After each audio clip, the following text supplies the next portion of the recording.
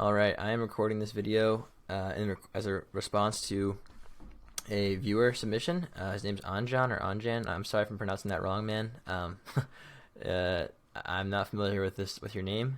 It is not, I don't think, an English name. So again, apologies. But it looks like you are trying to sell content marketing to e-commerce companies, and I am going to help you with your script. And I have some tips for you. And this is going to be good for anybody who wants to sell content marketing to e-commerce stores, to be honest with you.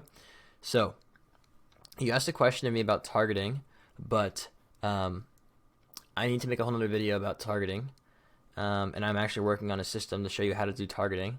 But there's a lot wrong with this script, and I'm going to show you how to fix it. And by the end of this video, you're going to know exactly how to sell content marketing to e-commerce stores, or really anybody. So how do you know who to target? E-commerce stores is one, but I would say you have to look at your past case studies.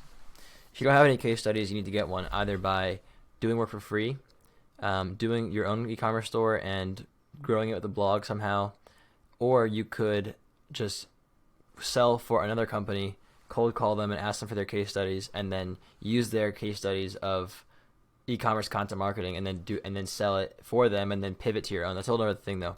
But let's say you recently helped. You can name any company, any e-commerce company. I'm going to use Nike as an example. Nike, with their content marketing strategy, with their blog, I'll say with their blog content marketing strategy, which resulted in a 113% increase in traffic and a 13% boost in overall revenue, something like that. Okay, this is the case study, and what the framework is pretty much recently helped company with service that or which resulted in result. So this is pretty much the one sentence case study, and you're basically just saying I helped a company like you with this service and I got this result for them, and then you ask them if they want to do the same thing. The reason why is because this is going to entice somebody very heavily. If you helped Nike with this and then you emailed Adidas and Under Armour and Puma and those other kinds of sports athletic companies, and you emailed their e-commerce director or their director of marketing and said this to them, they're going to be very enticed to get on the phone with you. Because you helped one of their competitors with a specific result. Not to mention the fact that, not to mention the fact that you gave a specific result, but it's also a company just like them. So use this framework and put together your own case study. So I'm going to break this down. So the first thing you did right here was calling them by their first name. I would remove this comma though, just say hi name. That's it. This is good. The way you are helping people with your foundation is pure gold. Thanks for getting out there and doing what this world needs. So this first line is not very good. It's pretty generic, and if you want a guide on writing amazing first lines, I will link it in the description below. I have a full training series on how to write good first lines. The reason why this is not good, well, there's some good things about it. You didn't talk about yourself in the first line, which is good, but you talked about them. You used the word you off the bat, which is good. But I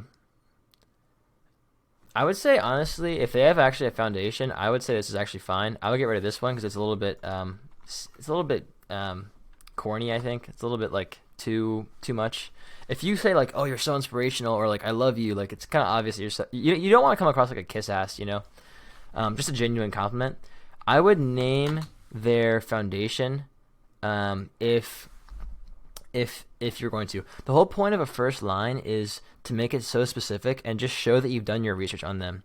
And so you want to name drop exactly what you're talking about. You want to say, hey, recently helped, or you want to say, hey, watched your podcast interview with John Doe and loved your point about building a great team. Something super specific. So I would just say, love how you're helping children with cancer via your foundation that you started back in 2012. Amazing. Something like that.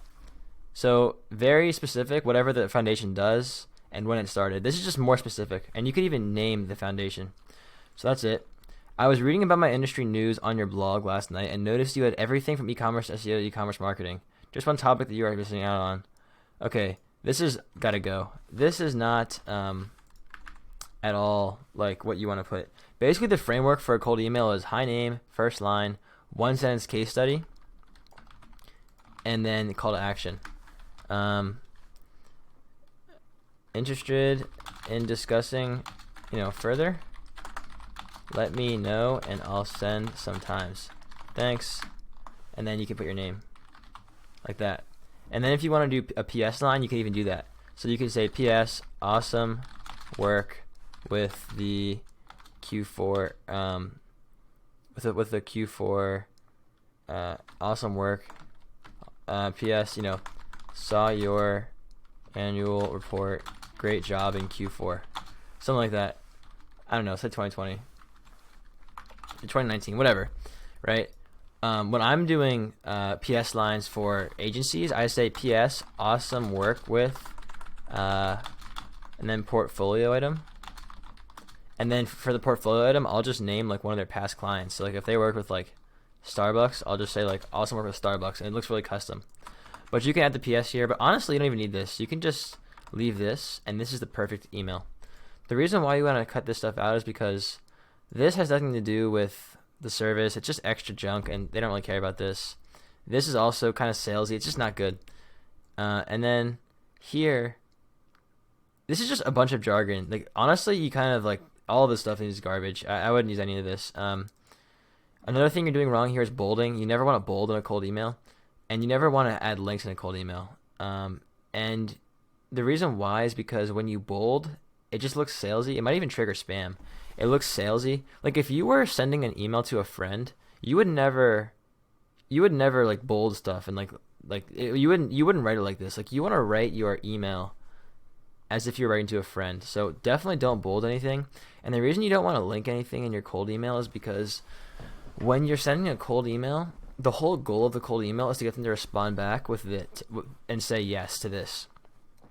That's the whole call. You want to have one call to action with every single email, every single message, and you should always have a question at the end, a call to action, which is interested in discussing further, question mark, right? That's the sole purpose, the sole call to action of the email is to get them to respond back saying yes.